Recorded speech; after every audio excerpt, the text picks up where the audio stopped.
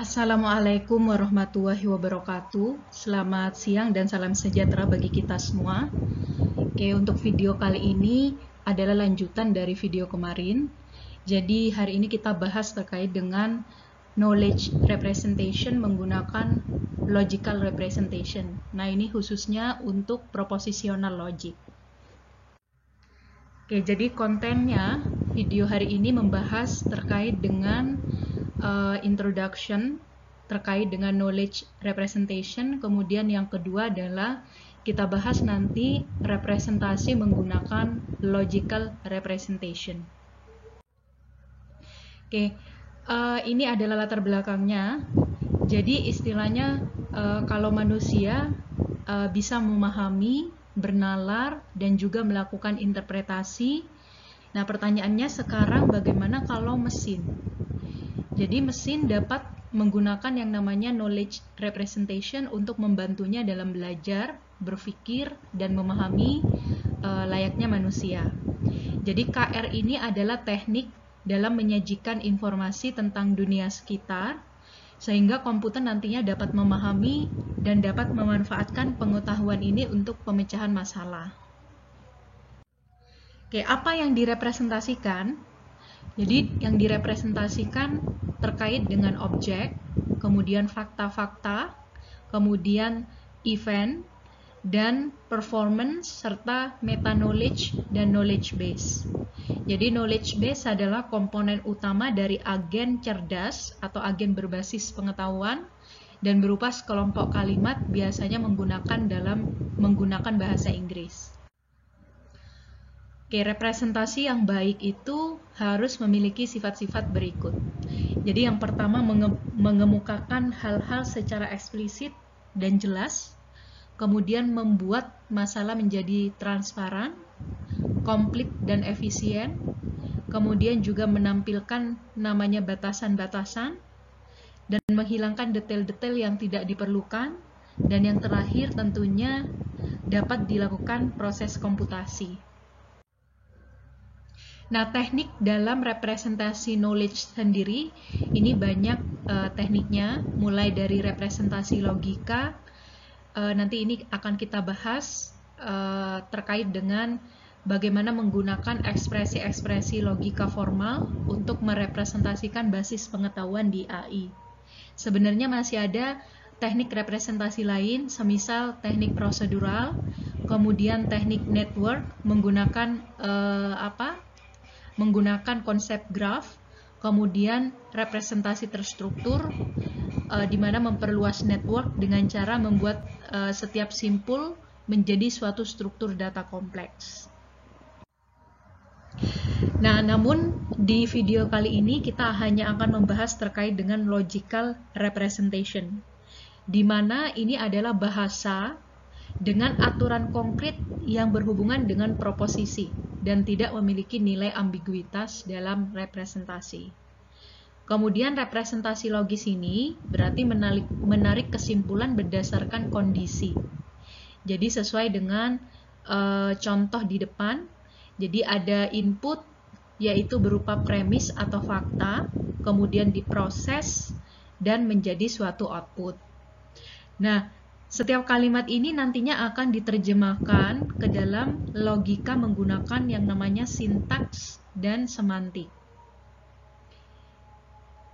Oke, untuk logical representation ini sebenarnya masih dibagi dua. Yang pertama ada propositional logic dan ada predikat logic. Nah, untuk video part pertama ini kita akan bahas logical representation menggunakan yang nomor satu ini, yaitu propositional logic. Jadi pernyataan yang dapat bernilai benar atau bernilai salah. Untuk predikat logiknya atau first order logic kita akan bahas di video yang kedua nantinya setelah ini. Oke, yang pertama propositional logic. Nah, apa propositional logic ini? Jadi logika proposisional ini adalah bentuk logika yang paling sederhana ya, di mana semua pernyataannya dibuat oleh proposisi. Oke, apa yang dimaksud proposisi? Proposisi ini adalah suatu pernyataan deklaratif yang memiliki nilai benar atau salah. Oke, contohnya seperti berikut ya. Jadi katakanlah 5 adalah bilangan prima, maka proposisi ini bernilai benar. Kemudian 3 tambah 3 sama dengan 7. Proposisi ini tentunya bernilai salah atau false. Jadi logika proposisional ini adalah teknik representasi pengetahuan dalam bentuk logis dan juga dalam bentuk matematis. Oke, sintaks untuk propositional logic. Jadi istilahnya bagaimana mendefinisikan kalimat yang diizinkan untuk representasi pengetahuan. Nah, proposisi ini dibagi menjadi 2. Jadi ada atomic proposition dan juga compound proposition atau proposisi majemuk. Oke, apa itu atomic? Jadi atomic proposition ini adalah proposisi sederhana, di mana dia bernilai true atau bernilai false, dan terdiri dari simbol proposisi tunggal. Oke, contohnya seperti ini. 2 tambah 2 sama dengan 4. Nah, pernyataan ini akan bernilai true. Oke, jadi hanya ada satu nilai. Kemudian, contoh yang kedua seperti the sun is cold. Jadi, proposisi ini bernilai false. Jadi, istilahnya adalah proposisi tunggal. Oke, tidak majemuk. Oke, perbedaannya dengan compound proposition, jadi kalau proposisi majemuk ini dibangun dengan menggabungkan proposisi atomik. Nah, caranya menggunakan yang namanya tanda kurung atau penghubung logis. Oke, contohnya seperti berikut ya. Jadi, 2 proposisi digabungkan dengan penghubung logis dan atau and ya.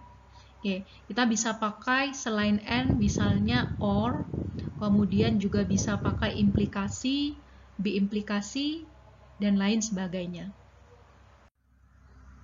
Oke, tentunya yang namanya logika kita tidak akan lepas dari yang namanya truth table ya. Dimana nanti ketika 2 pernyataan dihubungkan, nah maka harus mengikuti aturan-aturan logika. Nah, seperti yang namanya konjungsi, disjungsi, kemudian implication, bikondisional, dan juga terkait dengan negasi. Oke, nanti untuk tabel kebenarannya, kita bisa cek di tabel berikut ini. Kemudian juga di logika itu sama seperti kita menggunakan operasi matematika. Jadi ada yang namanya urutan prioritas untuk konektor proposisional. Oke, jadi istilahnya yang mana yang harus didahulukan ketika kita mengevaluasi masalah proposisional. Oke, jadi untuk operatornya yang paling prioritas itu adalah parentesis. Oke, jadi buka kurung. Kemudian yang kedua ada negasi, dilanjutkan oleh konjungsi, kemudian disjungsi, dan yang terakhir itu ada implikasi dan bikondisional. Oke, jadi urutan prioritasnya mengikuti format ini. Dan berikutnya adalah terkait dengan logical equivalence. Jadi istilahnya 2 proposisi ini bisa kita nyatakan sebagai equivalence secara logis apabila jika dan hanya jika kolom-kolom dalam tabel kebenarannya identik satu sama lain. Oke, semisal contoh berikut ya, jika ada pernyataan atau 2 pernyataan, kemudian kita ingin mengecek apakah 2 pernyataan tersebut equivalence atau tidak. Nah, ini maka kita harus cek tabel kebenarannya seperti apa. Kalau identik, berarti 2 pernyataan atau 2 proposisi tersebut bersifat equivalence. Nah, seperti contoh berikut ya, ternyata 2 pernyataannya memiliki tabel kebenaran yang identik. Oke, sehingga kita dapat simpulkan 2 pernyataan ini bersifat equivalence. Oke, teori equivalence ini juga berlaku untuk teori-teori semisal untuk commutativity, kemudian distributif, sifat asosiatif, kemudian juga berlaku kepada De Morgan Law, kemudian identity element dan double negation elimination. Jadi pernyataan-pernyataan yang dituliskan di depan ini, kalau kita cek tabel kebenarannya, maka dia akan memiliki tabel kebenaran yang sifatnya identik. Oke, jadi sifatnya adalah equivalence. Kemudian ternyata untuk propositional logic ini memiliki beberapa batasan ya. Jadi penggunaannya tidak dapat merepresentasikan relasi, semisal untuk kita menggunakan kata all, kemudian some, kemudian none. Nah, ini dalam propositional logic itu tidak bisa direpresentasikan. Contohnya seperti penggunaan semua wanita adalah rajin, kemudian beberapa apples manis. Nah, jadi istilah kata-kata all, some, kemudian none itu tidak bisa direpresentasikan menggunakan propositional logic. Jadi istilahnya belum memiliki kekuatan dalam mengekspresikan seluruh pernyataan. Oke, jadi sifatnya adalah terbatas. Kemudian juga propositional logic ini sifatnya belum bisa menjelaskan yang namanya hubungan antar objek. Oke, sehingga nanti kita butuh teknik representasi lain, contohnya untuk first order logic. Ini untuk video selanjutnya. Oke, kemudian juga di AI itu ada yang namanya rules of inference. Jadi inference ini adalah proses penarikan kesimpulan berdasarkan bukti dan fakta. Jadi di dalam AI kita membutuhkan yang namanya komputer cerdas yang dapat membuat logika baru dari logika lama atau berdasarkan bukti. Nah, dalam penarikan kesimpulan nantinya akan mengikuti yang namanya inference rules ini. Nah, yaitu adalah template untuk menghasilkan argumen yang valid.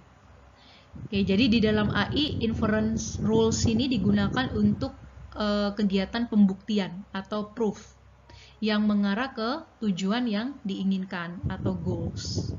Kita akan bahas nanti bagaimana penerapan rules of inference ini di AI. Oke, tipe-tipenya terkait dengan inference rules ini ada beberapa ya. Yang pertama modus ponens. Ini sudah Anda dapatkan di materi logika ya. Di pengantar pemrograman biasanya sudah dibahas tentang penarikan kesimpulan sederhana ini. Jadi semisal kita punya pernyataan satu, yaitu P implikasi Q, kemudian pernyataan 2 adalah P, maka penarikan kesimpulannya akan diperoleh yang namanya Q. Nah, contohnya terkait berikut. Jika saya mengantuk, maka saya pergi tidur. Ini adalah P implikasi Q. Kemudian jika saya mengantuk, nah pernyataan 2 yaitu P, maka kesimpulannya adalah Q, yaitu saya pergi tidur. Oke, jika saya mengantuk, maka saya pergi tidur. Jika saya mengantuk, kesimpulannya adalah ya saya pasti akan tidur. Gitu. Jadi jika P implikasi Q benar dan P benar, maka Q-nya juga akan bernilai benar. Oke, itu adalah modus ponens. Yang kedua adalah modus tollens. Jadi jika ada pernyataan satu yaitu P implikasi Q, kemudian pernyataan 2-nya negasi Q, maka kesimpulannya dapat ditarik negasi P. Contohnya seperti berikut. Jika saya mengantuk, maka saya pergi tidur. Oke. Jika saya tidak pergi tidur, kesimpulannya adalah berarti saya tidak mengantuk. Oke, jadi mirip dengan modus ponens tadi. Jadi jika P implikasi Q benar dan Q-nya salah, maka P-nya juga bernilai salah. Oke, selanjutnya terkait dengan hypothetical syllogism. Jadi ini terkait dengan pernyataan 1, katakanlah P implikasi Q. Pernyataan 2, Q implikasi R. Jadi ada 3 pernyataan ya. Kesimpulannya maka akan kita tarik dari P ke R. Oke, berarti P implikasi R. P ke Q, Q ke R, maka kesimpulannya adalah P ke R. Oke, contohnya seperti berikut. jika Anda memiliki kunci rumah saya, maka Anda dapat membuka rumah saya. Membuka pintu rumah saya ya. Oke, pernyataan kedua, jika Anda dapat membuka pintu rumah saya, maka Anda dapat mengambil uang saya. Oke, kesimpulannya dapat kita tarik dari P ke R. Jadi jika Anda memiliki kunci rumah saya, maka otomatis Anda juga dapat mengambil uang saya. Oke, itu yang dinamakan hypothetical syllogism. Selanjutnya ada disjunctive syllogism.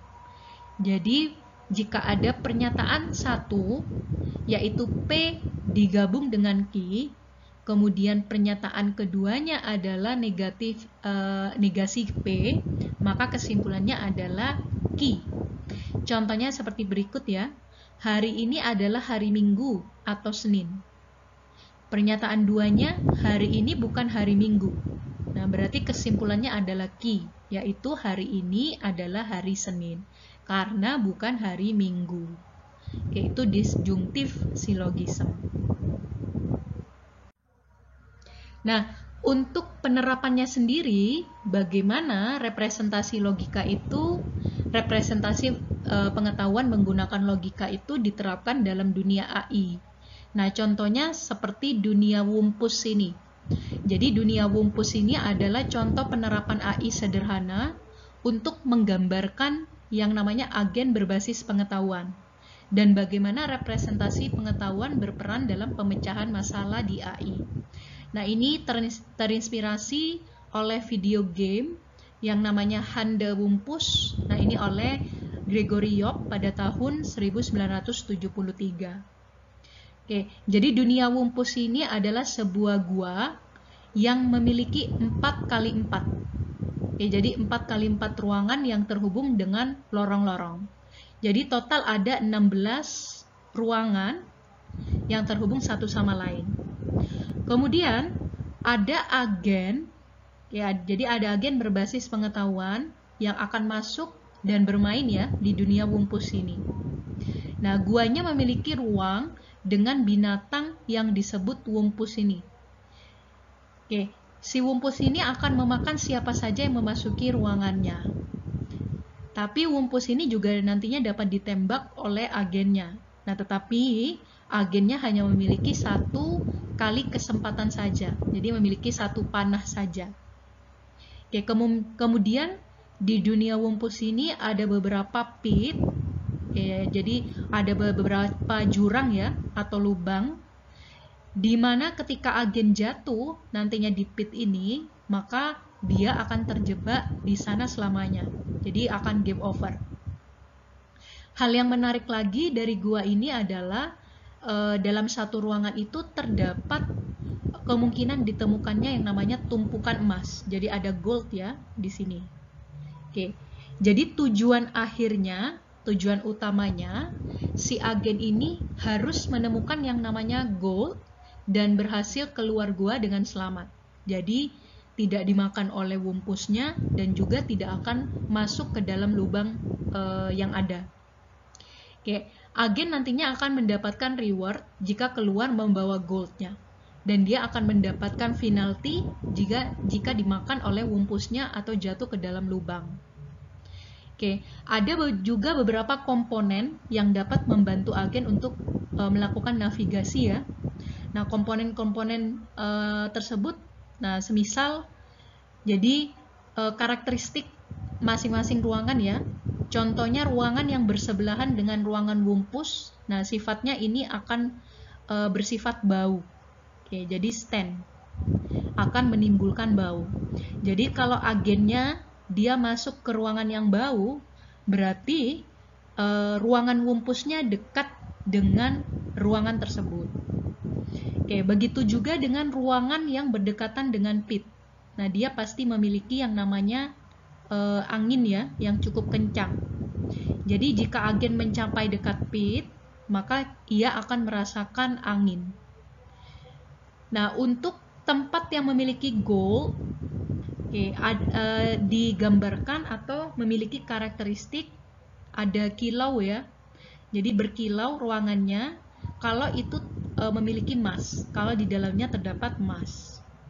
Kemudian juga wumpus dapat dibunuh oleh agen jika agennya mengharap ke arah wumpus ya, dan wumpusnya akan mengeluarkan yang namanya jeritan apabila nanti dia dibunuh. Oke, itu beberapa karakteristik terkait dengan wumpus word. Oke, untuk memahami dunia wumpus dapat dibuatkan yang namanya table PS-nya. Jadi performance measure, kemudian environment, aktuator, dan juga sensornya. Oke, jadi ukuran kinerja ini menyatakan tujuan atau permasalahan yang ingin dipecahkan. Semisal ya, performance measure-nya poin plus 1000 poin jika agennya berhasil keluar dari gua dengan membawa emas, jadi tujuan utamanya. Kemudian minus 1000 poin jika agennya dimakan oleh wumpus atau jatuh ke dalam lubang. Kemudian minus 1 untuk setiap tindakan, dan pengurangan 10 untuk penggunaan panah. Kemudian permainannya berakhir jika agennya mati atau keluar dari gua tanpa membawa emas, yaitu untuk ukuran kinerja. Selanjutnya untuk environment-nya atau lingkungan agennya. Jadi lingkungannya adalah sebuah 4x4 grid ruangan. Oke, kemudian agen awalnya di ruang persegi 1,1 ya, menghadap ke kanan. Lokasi wumpus dan emas dipilih secara acak kecuali kotak pertama, karena kotak pertama adalah tempat di mana agennya akan memulai langkah ya, atau titik startnya. Kemudian setiap kotak dalam gua dapat menjadi lubang dengan probabilitas 0,2, kecuali kotak pertama. Bagaimana untuk aktuatornya? Aktuatornya si agennya dapat belok kiri, belok kanan, maju ke depan, kemudian merebut, melepaskan panah, dan juga menembak. Oke, untuk sensornya bagaimana? Nah, jadi agen akan merasakan bau busuk jika berada di ruangan yang berdekatan dengan wumpus, yang tidak diagonal ya. Kemudian juga agen akan merasakan angin jika berada di ruangan yang berbatasan dengan lubang atau pit. Nah, agen akan melihat kilau kalau dia di ruangan tempat emas berada. Kemudian agen akan merasakan benjolan atau terpentok ya jika dia berjalan ke dinding. Dan ketika wumpus ditembak, ia akan mengeluarkan jeritan atau teriakan yang bisa terdengar di mana saja di dalam gua. Jadi persepsi ini dapat direpresentasikan sebagai daftar 5 elemen, di mana kita akan memiliki indikator yang berbeda untuk setiap sensornya. Nah, contoh jika agen merasakan bau, kemudian angin, tetapi tidak ada kilau, tidak ada benjolan, dan tidak ada teriakan, maka dapat direpresentasikan sebagai berikut. Jadi bau, angin, kemudian tidak ada kilau, tidak ada benjolan, dan tidak ada teriakan. Oke, jadi 5 elemen. Nah, sekarang bagaimana agen akan memulai penjelajahan? Oke, jadi agen akan mulai menjelajahi dunia wumpus dan akan menentukan bagaimana agen akan menemukan tujuannya ya, dengan menerapkan yang namanya penalaran logika. Jadi langkah pertama agen, awalnya agen berada di ruang 1,1, jadi di ruang pertama atau di kotak start ya. Dan kita sudah tahu bahwa ruangan ini aman untuk agennya. Jadi untuk mewakili ruangan ini, kita akan menambahkan simbol OK. Jadi kalau OK berarti dia kotaknya aman. Kemudian simbol A ini digunakan untuk mewakili agen. Simbol B ini untuk merepresentasikan angin ya, jadi breeze. Nah, kemudian G ini untuk glitter atau emas. Kemudian P ini untuk pit. Kemudian S ini untuk bau, dan W ini untuk wumpus, sedangkan V ini menandakan visited atau ruangan yang sudah dikunjungi oleh agennya. Oke, langkah kedua si agen bagaimana? Nah, sekarang agen perlu bergerak maju. Nah, sehingga akan pindah ke 1,2 atau dia pindah ke 2,1. Oke, misalnya agen pindah ke kamar 2,1 ke sini. Oke, di kamar ini agen merasakan angin sepoi-sepoi. Oke, yang berarti pitnya ada di sekitar ruangan ini. Oke, kalau tidak di 2,2 yaitu 3,1. Oke, jadi kita akan menambahkan simbol. Apakah kita akan menambahkan simbol P? Nah, untuk mengatakan itu, sekarang agen akan berhenti dan berpikir dan tidak akan melakukan tindakan berbahaya ya. Jadi agen akan kembali ke ruangan 1,1 dulu. Oke. Karena ruangan 1,1 dan 2,1 sudah dikunjungi oleh agen, jadi akan diberikan simbol V. Jadi sudah visited. Untuk mewakili kotak yang sudah dikunjungi ya. Oke, selanjutnya pada langkah ketiga, sekarang agen akan pindah ke ruangan 1,2. Oke, yang sifatnya oke. Nah, di kamar 1,2 ini agen ternyata merasakan bau yang berarti harus ada wumpus di dekatnya. Oke, pasti dia bersebelahan atau lokasi wumpusnya bertetanggaan dengan lokasi tersebut. Nah, tapi wumpus tidak bisa berada di ruangan 2,2. Nah, kenapa? Karena agen tidak mendeteksi bau apapun saat dia berada di 2,1. Jadi di awal tadi ketika agennya ke ruangan 2,1, dia kan hanya merasakan angin, tetapi tidak merasakan bau. Oke, oleh karena itu agen menyimpulkan bahwa wumpusnya pasti berada di 1,3. Dan dalam keadaan saat ini tidak ada angin. Oke, yang berarti di ruangan 2,2 tidak ada pit dan tidak ada wumpus. Jadi aman untuk dikunjungi. Jadi 2,2. Oke, selanjutnya agennya bergerak maju ya ke 2,2. Nah, kemudian di 2,2 ini dicek. Di sini ternyata tidak ada bau busuk dan tidak ada angin sepoi-sepoi. Jadi anggap saja agen memutuskan untuk pindah ke 2,3. Oke, jadi di 2,3 agen akan merasakan yang namanya kilauan atau melihat cahaya ya, yang artinya emasnya ya sudah dekat. Nah, sehingga harus mengambil emas tersebut dan keluar dari guanya. Nah, seperti penjelasan sebelumnya, kita telah belajar tentang dunia wumpus dan bagaimana agen berbasis pengetahuan bekerja berdasarkan informasi yang diberikan atau berdasarkan knowledge base seperti pada gambar berikut ya. Nah, sekarang kita akan membuat basis pengetahuan untuk dunia wumpus menggunakan logika proposisional.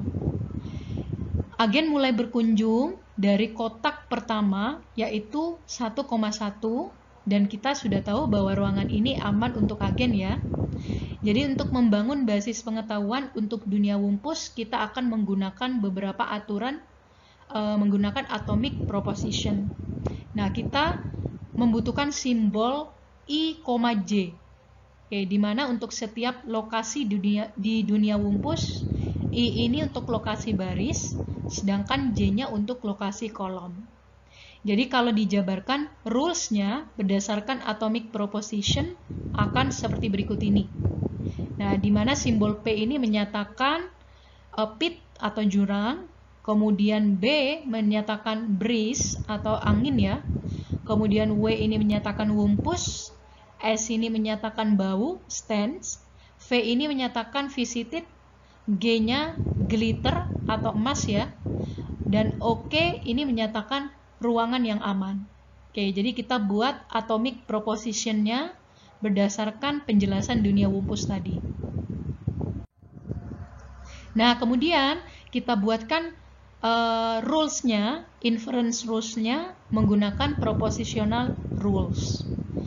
Nah, jadi ada beberapa aturan proposisional untuk dunia wumpus yang kita buat ya menggunakan logical representation. Jadi contohnya seperti R1, rule 1, rule 2, rule 3 dan rule 4. Oke, contohnya rule 1. Rule 1 ini maksudnya bagaimana?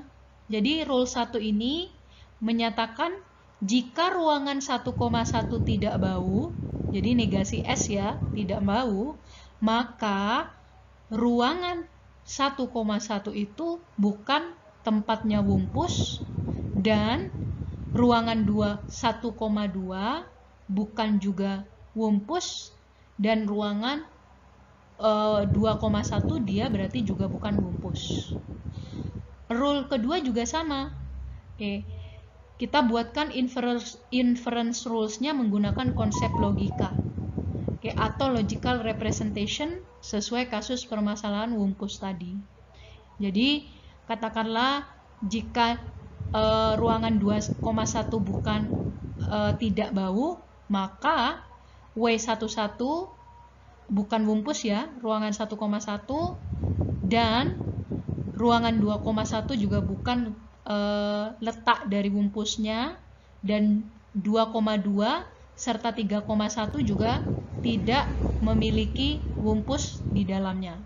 Oke, jadi kita buatkan yang namanya aturan-aturan propositional rules menggunakan logika berdasarkan dengan kasus Wumpus word.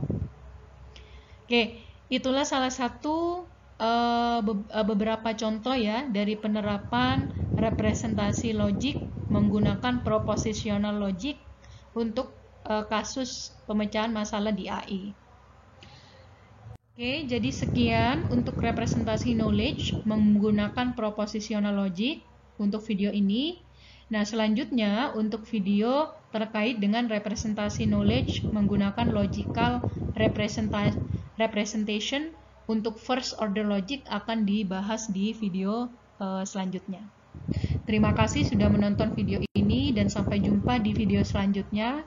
Kurang lebihnya saya mohon maaf dan terima kasih. Wassalamualaikum warahmatullahi wabarakatuh.